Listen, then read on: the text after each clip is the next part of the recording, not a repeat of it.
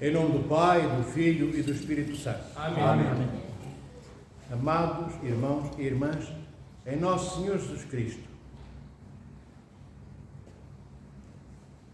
às vezes fazemos perguntas ao longo dos nossos dias de vida que não são perguntas talvez muito importantes, mas nós mesmo assim perguntamos. E perguntamos aos nossos pais, aos nossos avós, às nossas amigas e aos nossos amigos. Bem, perguntamos ao vizinho, perguntamos às pessoas que encontramos na rua, às vezes. Não tanto como antigamente, porque hoje as pessoas que se encontram na rua já nem sequer dizem bom dia umas às outras.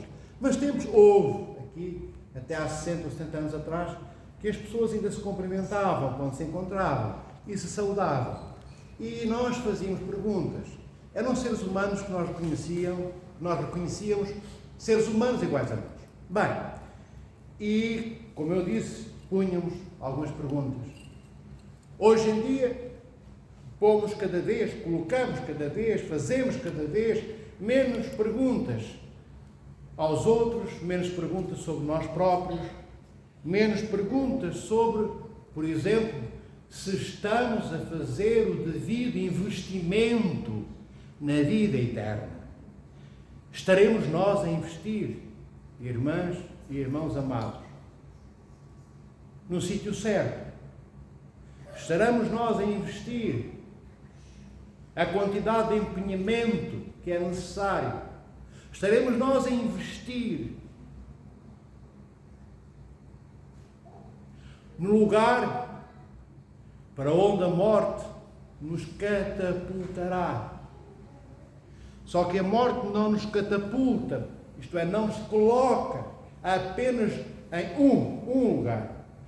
Ela pode colocar-nos em dois, não em simultâneo. Ou no reino dos infernos, no afastamento absoluto do Senhor nosso Deus, ou no outro, no reino dos céus, depois da ressurreição, dos mortos e dos vivos, onde habitaremos com Deus, lá onde é o nosso ponto de chegada.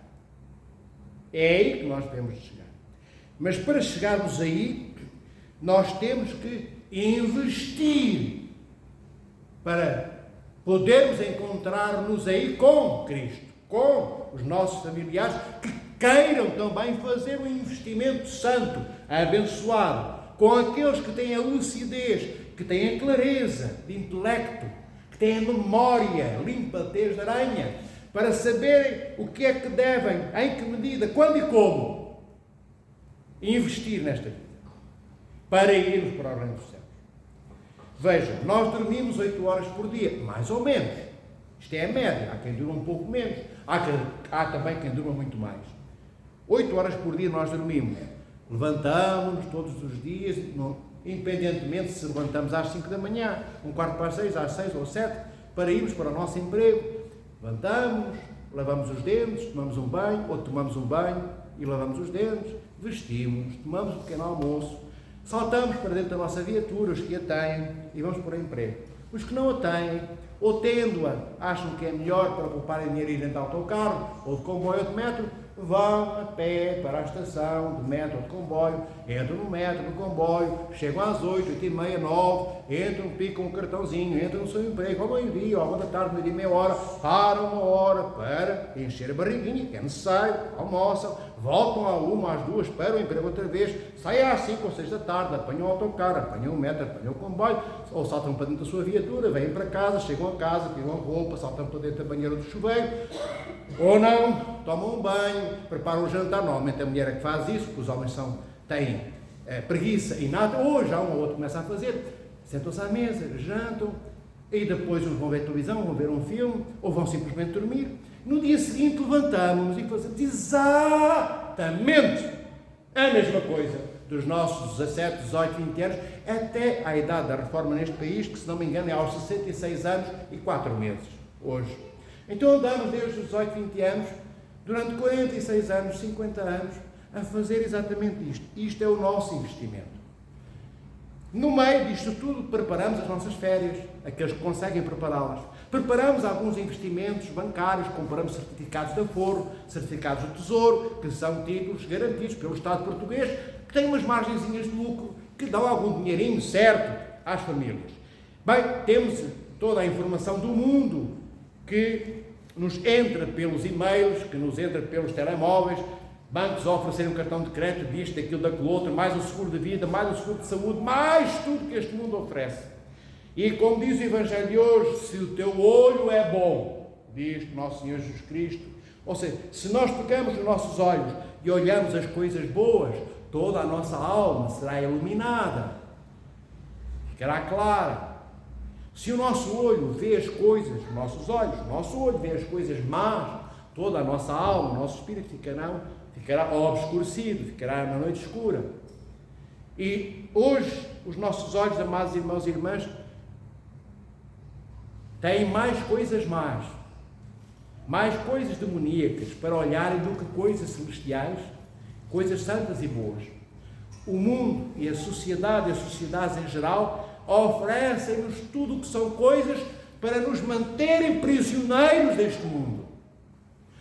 Tudo o que o mundo nos oferece, na maioria esmagadora, em 98% dos casos, são apelos que nos mantêm longe de Deus, que nos mantêm, nos aprisionam, nos encarceram cada vez mais ao mundo em que vivemos. Mas o mundo é mau? Não, em si mesmo o mundo não é mau, porque o Senhor diz, o Senhor, o Deus Criador, o Pai, o Filho e o Espírito Santo, diz no Gênesis, no final de cada dia, dos 6 da criação, Ele diz que viu que tudo o que criou era bom. Então o mundo é bom, o mundo à partida não é mau. Levantar de manhã, como eu disse há pouco, não vou repetir tudo o que eu disse, escovar os dentes, ir para o trabalho, pegar no carro, tudo isso, trabalhar, é bom. E já vos digo em que medida é que é bom. Comprar um certificado da Forra ou outro, é bom. Se puderes, enquanto famílias, investir em alguma coisa para o futuro, programar-vos a vossa vida para o futuro, é bom, há que ser prudente, para não termos surpresas. Hoje temos 20 anos, 40 ou 50, mas que não tenhamos surpresas aos 80, ou 65 ou 70, quando já não podemos trabalhar, estamos cheios de dores e problemas de saúde. Então, foi bom termos prevenido alguma coisa. Mas o que o Senhor no Evangelho de hoje nos diz, não é para não respeitarmos este mundo. Este mundo é importante. Não é para deixarmos de trabalhar.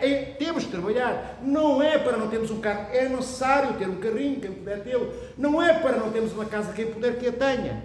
O que está errado, e que o Senhor nos diz no Evangelho, é a nossa ansiedade pelo excesso. Pelo extra depois do extra. O que é que isto significa? Tenho um carro, quero ter 2.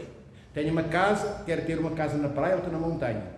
Ganho 1.200 euros por mês, se pudesse chegar aos 5.000, aí é que estava a minha realização pessoal e a minha alegria. Consigo passar 15 dias ou uma semana em Trás-os-Montes, na casa pobrezinha dos meus avós. Mas o que eu queria mesmo era ir para Acapulco, para o iate, para ir no iate qualquer, fazer um cruzeiro, ir para Ibiza, para Palma de Maiorca, para a República Dominicana, e para isso eu preciso gastar 10.000 euros ou 15 ou 20.000. Não tenho, mas ando mal comigo próprio. Porque eu queria ter, vivo desesperado por não ter. Então invejo. Tenho ciúmes, inveja, ciúmes e ciúmes e inveja e ciúmes daqueles que têm, daqueles que fazem isso. Mas não me lembro, em dia nenhum da minha vida, de dedicar, não as 8 horas que dedico ao sono, não as 8 horas que dedico ao trabalho, não as outras 8 horas do dia, porque ele tem 24, que eu desperdiço. Atrás da roupa para vestir, atrás de uma comida de uma iguaria melhor, atrás de dizer mal dos meus vizinhos, das minhas vizinhas, e do mundo, e de Deus também, culpando Deus de tudo aquilo que eu não tenho, de tudo aquilo que eu não sou. E não dedico, se calhar, nada das minhas 24 horas a Deus. Das 24 horas por dia, amados irmãos e irmãs, perguntemos a nós próprios, que investimento é que nós fazemos na vida eterna? Que investimento é que fazemos para estarmos com Deus? Quantos minutos? Vou começar assim para baixo. Quantas horas? Quantas dezenas de minutos? Quantos minutos? Quantos segundos dedicamos por dia a orar, a dialogar, a conversar com Deus? Quanto tempo é que demoramos ou dedicamos destas 24 horas por dia a nos apresentarmos a nós próprios diante de Deus como pobres de espírito que deveríamos ser, como dizem as bem-aventuranças. Bem-aventurados os pobres de espírito, não é? E se calhar às vezes nós nem sabemos o que é que quer dizer pobre de espírito. Pensamos que pobre de espírito é um doidinho mental. Não é. Um pobre de espírito, O maior de todos foi nosso Senhor Jesus Cristo. Pobre de espírito é aquele que se assume no amor total, na fraqueza absoluta pelos outros. O que é que Cristo fez? No amor total e na fraqueza absoluta, o Senhor vai para a cruz. E é na fraqueza absoluta, como assim? Porque Ele morre na cruz e alguém teve que arrancar as cavilhas dos pulsos, porque o Senhor estava fraco, o Senhor estava morto. Alguém teve que o despregar da cruz, porque o Senhor estava fraco, o Senhor estava morto no seu corpo. Alguém teve que pegar nele ao colo e embrulhá-lo num lençol de fino linho e colocá-lo dentro do túmulo, porque o Senhor estava sem força, estava inerte. O seu corpo não respirava, as suas pálpebras não se levantavam, não mexiam mais. Isto é o pobre de espírito por excelência. É isto que nós devemos fazer, queridos irmãos e irmãs. É isto que os santos e as santas fazem-se. Já ouviram algumas vezes, ou leram algumas vezes, que quanto mais santo, às vezes nem entendemos porque, nós sabemos que aquela pessoa é santa. Ou lemos que foi santa, já morreu, já foi glorificado. Ou às vezes pessoas em nossa vida, vivas ainda, que nós sabemos que se não são, têm tudo para começarem a ser, ou já começaram a ser santos e santas. Nós vemos, nós sentimos que eles são o que nós deveríamos de ser e não somos ainda. Mas vemos as diferenças. E ouvimos-nos dizer, ouvimos-nos dizer a eles e a elas, a esses santos e santas, que estão tão próximos de Deus, que até veem os anjos, veem o nosso Senhor Jesus Cristo, veem a Mãe de Deus, veem santos e santas que partiram antes de Deus, ouvimos-nos dizer, eu sou profundamente pecador, eu estou cheio de pecado, isto é, eu não sei amar. E nós perguntamos, mas como é que ele, então, é santo e santa? Porque é que ele diz que tem tantos pecados? Então e eu? Tenho muito mais do que ele, ou dela, é verdade. Mas sabem porquê? Porque os santos e as santas são todos pobres de espírito. Quanto mais próximos de Deus, mais eles veem os pequeninos pecados que ficaram escondidos. Imaginai o vosso quarto. Não entrais nele, não acendeis a luz do quarto. Mas há uma luz que entra pelo store, pela janela. Dá para limpar o quarto, dá para fazer a cama, dá para sacudir os tapetes, num sítio qualquer. Bem, mas quando vós acendeis a luz do vosso quarto, de repente vedes, em cima daquela cômoda, há pó, há poeiras. Está ali uma teia de aranha escondida que eu não vi. No entanto, o quarto foi limpo, mas estava pouco iluminado. Então é o que acontece com os santos e as santas. Eles têm a alma deles iluminada com uma luz que nós não temos na nossa, que é a luz incriada de Deus. E quanto mais eles se aproximam e elas de Cristo, mais Deus as ilumina. E mais iluminadas, mais os santos veem como são imensos, enormes pecadores e pecadoras. No entanto, o quarto da alma deles está muito mais limpo que o nosso. Então imaginai a nossa alma. Por isso, voltando ao princípio, pensemos, queridos irmãos, se estamos a fazer o investimento certo. Investir no corpo, temos que investir alguma coisa no corpo, porque é este corpo que nos transporta durante esta vida, é através deste corpo que nós nos santificamos, que nós somos em tudo semelhantes a Cristo. O corpo ajuda a que a alma se molde à vocação, ao chamamento que Deus fez à nossa alma quando nos a deu. Bem, é necessário que nós comamos, sim, o corpo não anda, não vive, não respira, se pararmos de comer ao fim do mês, estamos mortos ao fim de uma semana ou duas. Temos de beber água, temos de ter algumas roupas para nos vestirmos, temos de ter uma casinha, sim, um carrinho, sim, se calhar uma poupançazinha no banco para a vida vindoura dos 60, 70 anos, sim, mas não investamos no excesso, entendem o que eu disse há pouco? É no excesso que nós nos perdemos, é no que é extra é desnecessário. Investamos no básico para vivermos com dignidade e em tudo o resto dediquemos cada ato, cada minuto, cada segundo da nossa vida a investirmos em Deus. E investir em Deus significa investirmos em nós, porque Deus, como sempre vos digo, não necessita de nós para absolutamente nada. Ele é Deus. Não podemos acrescentar-lhe nada nem retirar-lhe nada. Então, quando investimos em Deus, estamos a fazer o melhor investimento da nossa vida, como diz São Serafim de Sarov.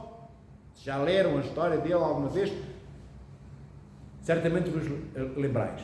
Se não, um dia, se possais, não percais tempo, lede a vida de São Serafim de Sarov. Então, deixemos de investir o que investimos em excesso, em demasia, pondo em causa o nosso encontro com Deus nesta vida. Se houver algum excesso, façamos em função de Deus. Se houver algum extra, dediquemos aos nossos irmãos e irmãs, para que possamos nesse extra. O que é um extra? É uma coisa da qual não necessito. Então partilho cada uma delas com os meus irmãos e irmãs. Isso significa partilhar com Cristo, para que toda a minha vida que Deus me deu seja posta ela inteira como investimento para a vida eterna. Já não invisto coisas, dinheiro, casas, roupas, comida, eu invisto em mim próprio, porque diz o Senhor no Evangelho, não podemos amar a Mamon e a Deus. Quem é Mamon? É uma palavra dos judeus, uma palavra hebraica que significa dinheiro. Não podemos amar o dinheiro e amar a Deus. Mas não é preciso rejeitar o dinheiro, é só usar o dinheiro para aquilo que ele é estritamente necessário. O resto do tempo não dediquemos ao dinheiro, dediquemos ao amor, dediquemos àqueles que precisam do nosso amor, dediquemos a aprender a conhecer o Senhor, Deus do amor, que é Cristo, nosso Senhor, e sua mãe, a Virgem Santíssima. Dediquemos a nossa vida, queridos irmãos e irmãs, senão o que é que nós fazemos? Estamos a investir numa coisa que tem prazo. Estamos a investir roupas no nosso corpo, em casas a mais, aqueles que conseguem, carros a mais, em dinheiro a mais na conta, em dinheiro escondido em casa, em dinheiro na prateleira, em dinheiro em todos os sítios, em avidez, em ciúme, em inveja. Olhamos os nossos irmãos e dizemos que mal vestido é que ela vem, que mal vestido, que mal calçado que ele está. Não, dificilmente dizemos, não olhando para a roupa, que lindo rosto. Ou então, está tão triste a minha irmã, está tão triste o meu irmão que chegou à igreja hoje. O que é que eu posso fazer para pôr um sorriso naquele rosto? Quantas vezes nós fazemos este investimento? Nós criticamos com facilidade. Quando criticamos, nós pomos um rótulo, como aqueles rótulos que as garrafas têm. Mas o rótulo da garrafa, do vinho, branco ou tinto, normalmente corresponde ao que está dentro da garrafa. Só que nós, quando colocamos um rótulo nos nossos irmãos, estamos a fazer o julgamento. Como não somos juízes, só Cristo Nosso Senhor será no dia do juízo final, fazemos mau julgamento. Ao fazermos maus julgamentos, colocamos o rótulo errado, 99% das vezes. Este é um mau investimento. Estamos a investir mal em nós. Nós estamos a investir tudo num corpo que vai morrer daqui a 90 anos, por milagre de Deus, ou amanhã, porque pode acontecer, ou hoje ainda. Estamos a investir tudo num corpo que parte sozinho para dentro do caixão, não leva o segundo apartamento, não leva o terceiro carro, não leva 200 mil euros que estão na conta, não leva todas as calças, sapatos e malas do Senhor, se for uma mulher, e vestidos, e saias, e isto e aquilo, não leva, fica tudo cá, até as flores que colocam ali ao lado do caixão, em torno do buraco, para dentro do qual se atira o caixão, até essas vão murchar. Estão condenadas à morte, já estão mortas, porque elas próprias já foram cortadas no caule que as ligava às raízes, ficaram lá sozinhas, das rosas que já não vemos, porque foram cortadas para adornar a morte, para enfeitar a morte, como se enfeita uma travessa de puré de batata. Entendem?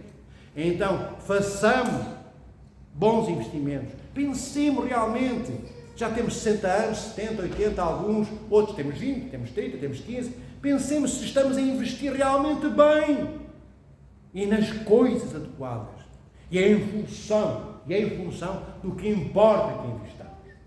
Tudo é bom se for feito na medida correta, na medida certa. Precisamos de cuidar deste corpo, porque este corpo será ressuscitado no dia do julgamento final. É com este corpo que entramos no reino dos céus, e sem ele a alma não entrará no reino dos céus. Então o corpo é muito importante, mas não bajulemos o corpo, Não sejamos escravos do nosso corpo. Não lhe demos coisas que o afastam de cumprir no dia a dia aquilo que a alma lhe pede como atos de amor, para que ele, corpo e alma, possam encontrar os dois Deus. Porque a alma não encontrará Deus sem o corpo e o corpo não encontrará Deus sem a alma. Os dois juntos entrarão no reino dos céus. Lembremos disto, amados irmãos e irmãs. Olhem os lírios do campo, como diz o Evangelho de hoje, que não teciam nem fiavam e vestiam-se de forma mais magnificente do que o próprio rei Salomão. Deus, diz o Evangelho de hoje, não deixará de cuidar de nós. Ele não nos abandonará. Ele sempre olhará pelos seus filhos e filhas. Ele sempre lembrará o nosso nome. Em Isaías, no Antigo Testamento, é dito pelo Senhor nosso Deus: todos te esquecerão, mas eu não me esquecerei de ti. Só que nós temos uma fé pequenina, temos muitas dúvidas e pensamos que se não fizermos isto, aquilo e aquilo outro, ninguém faz por nós. E então não temos essa fé necessária que devemos ter, não acreditamos que Deus vai estar ao nosso lado e toca de investir lá onde não devemos a nossa própria vida, empenhando e hipotecando a vida eterna. Não só erramos nesta vida, como depois pomos em causa o nosso encontro com Deus. Porque se erramos tudo nesta vida, não temos como encontrar o Senhor nosso Deus, porque Cristo é aquele que fez tudo perfeito, desde que saiu do ventre de sua mãe. E esse é o convite que Ele nos dá. Cristo, como Ele sabe que nós temos dificuldade em fazer tudo isso bem feito, que é vivermos a nossa vida de forma perfeita e correta, então o Senhor está ao nosso lado. Ele não nos abandona, como diz no Evangelho de hoje. Ele estará sempre cá, nos momentos de maior desespero, de maior angústia, em que tudo parece que nos falta e nada temos que nos alegre. O Senhor preencherá a nossa vida. Agora temos que saber esperar, para termos a certeza de quem estamos a encontrar, se é o demónio ou se é nosso Senhor Jesus Cristo. E a nós de decidirmos quem queremos encontrar nesta vida e depois da outra, e depois na outra, porque depende de quem encontrarmos nesta vida. Aí teremos a certeza de com quem vamos estar depois da morte. Não podemos viver em função de Mamon, como diz o Evangelho do Senhor, e depois queremos encontrar Cristo. Não queremos andar vestidos de lindas roupas, caras lantejoulas e sapatos de preços impossíveis de adquirir para a maioria das pessoas, como exemplos do mundo, e depois querermos ser igual àquele que foi pobre de espírito, àquele que estava despido, não era de sapatos. Nosso Senhor não estava sem sapatos ou sem sandálias, não estava despido de roupa. O Senhor estava despido de tudo. O Senhor despiu-se da vida. Na cruz despiu-se de tudo, não tinha nada, nem sequer conseguia respirar. Vê do que Ele fez por nós. Ele esvaziou-se, tornou-se vazio de tudo o que Ele era enquanto Deus de sua glória e majestade, para, na sua fraqueza absoluta, a experimentar os nossos sofrimentos, sentir as nossas dores, como Ele sentiu na natureza humana. E depois, igual a nós, mas sendo Deus, salvar aqueles que Ele amou na dor. O Senhor ama-nos conhecendo o amor que nos tem na dor que Ele sentiu e viveu por nós na sua natureza humana na cruz. Este foi o investimento de Deus. Deus investiu tudo em nós. O Pai, Deus Pai, investiu tudo que tinha. Tinha só um filho único, o unigênito. O Verbo de Deus, Cristo, investiu o seu Filho em nós. E Cristo investiu-se todo até não ter mais nada, nem respirar conseguir. Entregou-se nele todo o que era, tudo o que ele tinha e tudo, repito, o que ele era. Então vejamos se vale a pena investirmos naquele que tudo investiu em nós, que é Deus. Pensemos e oremos. Que o Senhor vos proteja, guarde, abençoe e comunique a sua graça, que é a graça de Deus, é o poder de Deus, é a iluminação, é o esclarecimento, é o conceito de Deus nos nossos corações. É isso que é a graça de Deus e milhões de outras coisas. Que essa graça inunde a vossa vida como a água de uma piscina nos inunda quando saltamos para dentro dela e nela mergulhamos. Um fim de semana abençoado, o resto, do domingo, e uma semana santa para todos vós, e pensai naquilo que eu vos convidei a pensar que também é para eu pensar. O que eu disse não é só para vós, é para vós, para mim, para vós, para todos nós, que somos com Cristo a Igreja do Senhor. Rei dos céus, consola-nos.